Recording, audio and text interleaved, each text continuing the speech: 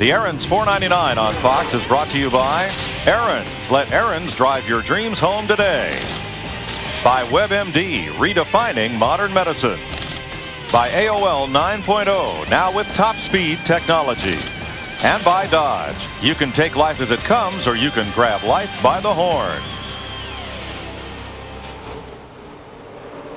14 laps complete. It's one big pack, but for a couple of stragglers, and it's led by Dale Earnhardt Jr.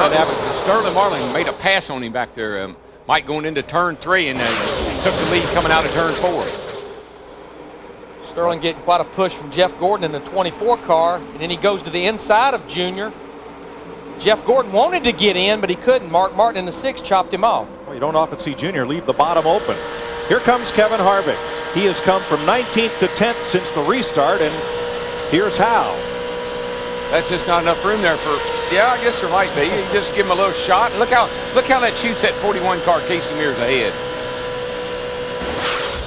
Casey Kane just in front of Harvick has come from 26th to 9th since the restart as Junior battles back for the lead. Kind of hard to keep the lead, Larry. You get out there for a lap or two, but somebody will make a run on the outside and get around you. Yeah, I mean, now we were talking about 34 cars. We have 39 cars that are 2 seconds apart right now.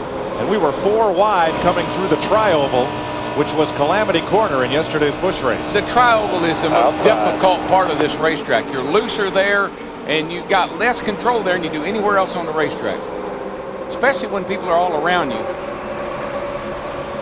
See Kenny Wallace back there in a 00 car owned by Michael Waltrip. That's a DEI engine in that car as well. Kenny making his first start this year in Nextel Cup. Tony Stewart trying to squeeze through the middle, and here's Matt. Mike, earlier in the show, Jeff Hammond documented how difficult it is for drivers to see. 4 years ago, Jeff Gordon complained to Mark Martin after the Bud shootout how difficult it was for him to see along the left side of his car. Mark actually gave him this bracket and mirror that came off his shootout car. Jeff ran it for 3 years. Then back at the Daytona 500, the team tried a little something different, a little more convex mirror. Jeff liked it, but he said he really couldn't see cars as they tried to peek out, trying to get a run on him. So they tried a little something different for today. They went to their local Lowe's and cut a plastic reflective mirror, mounted it on the left side A-post. But Jeff said it's starting to bubble. He cannot see very well. So they're going to go back to this mirror on hopefully what they get is an extended stop, double-sided tape. But spotter Ron Thiel is now really going to have to be on his toes to help Jeff on the left side of his race car. And we got another lead change. Got another cat out front. It seems like it today, unlike in the past, you can get a run on the guy leading the race and get around him. Kurt Busch brings his Sharpie forward to the line, and he brought Casey Mears with him. And watch Jeff. Watch him look up at those mirrors. There's that little mirror over toward the A-pillar or the windshield post. Yeah, the one he wants to watch is the one right there above him, and that tells him where everybody behind him is, and he will constantly be looking in that mirror. You kind of know where the cat in front of you is. Everybody's running wide open. It's where all the other people are you want to know. You know, as we watch Kurt Busch in the 97 car lead this race, this is not a huge surprise. He ran his first restrictor plate races. He's going to get a challenge though from Casey Mears in the 41. His first restrictor plate race back in 2001, he picked up on the draft. I was talking to Jimmy Finney this morning and said, Kurt figured out this draft, one of his first races at Daytona. And this is the same car he ran there with the leaders all day long at Daytona, got a lap down, couldn't get it made up. And the reason why we always holler about 3 wide, 3 wide, you see how he's trying to force, that was Robbie Gordon trying to force in between those 2 cars. They buffer off of each other from the wind, and then they hit each other and they wreck.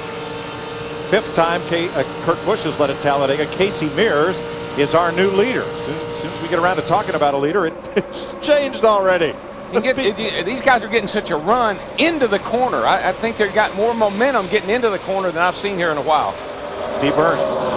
Mike Ward Burton had high hopes today. He qualified that 0 car in the 10th position. He has dropped all the way back to 39th. He said his water temperature is up around 300 degrees. It is not dropping at all. He went to the back to try to get some clean air, but they are very worried down here in the pits. They have water standing by in case Ward has to make an emergency stop and put it into the radiator. 2 fellows coming up through. Johnny Sauter on the left of your screen. The AOL Chevy up to 18th now. And Tony Stewart has come up into the top 10.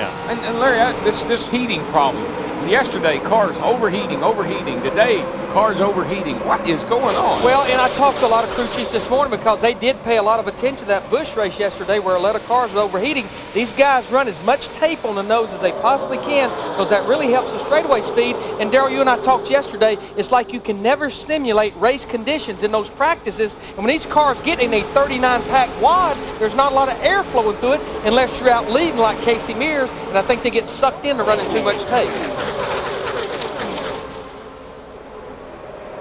Jimmy Johnson running right behind Robbie Gordon. Oh, trouble. There it is. 17. Matt Kenseth at 17. 9. Casey Kane. I think it's going to be. I don't think that many guys are going to get in it, y'all. Darrell, I like what Casey Kane did. He just cut left and cut away from it and slid down, and I don't believe Casey Kane made any contact. I don't think anybody did. I don't believe the 17 did. The Matt Kenseth, the 9 looks like he's driving off. Yeah, we didn't hit anything. We didn't tear anything up here, I don't think. The towing seems like, well, I don't know. I don't think we heard anything. Just watch the tires so they don't come apart here. That's Matt Kenseth, and he sounds a little surprised. Yeah, I can't believe he hadn't torn up something. He may have some damage on the right front. I can't tell just yet. This happened coming out of the tri-oval, and it puts us under the second caution of the day. Well, the reason he sounds surprised is he went across the start-finish line in 18th and Kane in 20th, and everybody else was right around him. See what happened here. 22 car had to check. Well, I guess he's seeing them spin in front of him. Oh, Casey Kane got turned by Elliott Sadler. He didn't turn left, he got turned. There you go. But for being in the middle of the pack and nobody hit anybody really, pretty lucky. Get a little different view. Watch right the yellow here. car right in the middle of the pack. Ooh, yeah. Slid up into Kevin Harvick. Yep.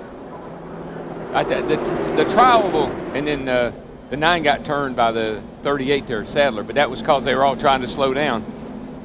You saw the Fox tracks there. He was spinning across the finish line at over 100 miles per hour. And all I saw was that as Kenseth spins, either the front or the back of his car may have gotten into Kenny Wallace, the side of Kenny's car.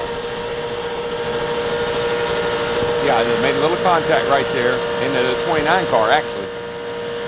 But I can't stress enough how difficult the tri-oval is. You'd think it'd be a piece of cake, but there's not enough banking there for the kind of speed we're running. Hit a gear and go, baby. But you know, we had Jimmy Spencer up here yesterday. He was talking about that being the toughest part of the racetrack. It always feels like it's loose or wanting to have the tail come around there. We'll come back and double check these cars for damage. We're under the second caution of the day in the Aaron's 499. You're watching NASCAR on Fox.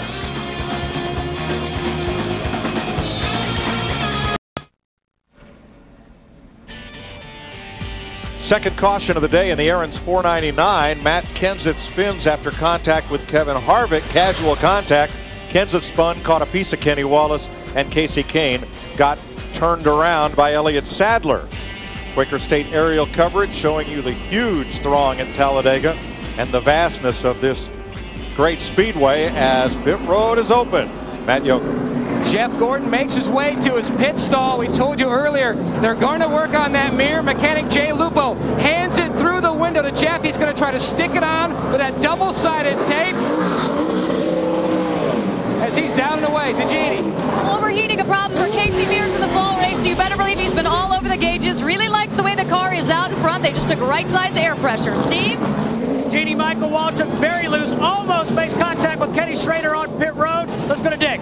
Dale Earnhardt Jr.'s crew has just taken one round of wedge out of the left side. His only complaint about the car, not everybody will work with him. If they won't work with Earnhardt, who will they work with? Good point, Dick. We saw one loose wheel from Rusty Wallace's car that was quickly retrieved by the crew. Here is another one.